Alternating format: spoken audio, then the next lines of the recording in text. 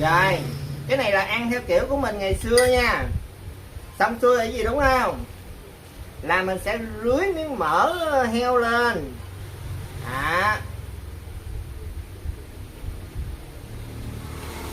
Rồi, kế đó nữa là trộn đều lên. Trời, mỡ heo nó thơm.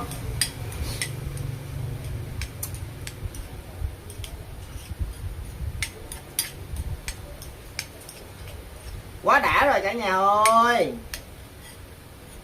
Vào việc thôi. Dạ, mời cả nhà ăn cơm trưa ngon miệng cùng Hải Trần nha. Ừ, ừ.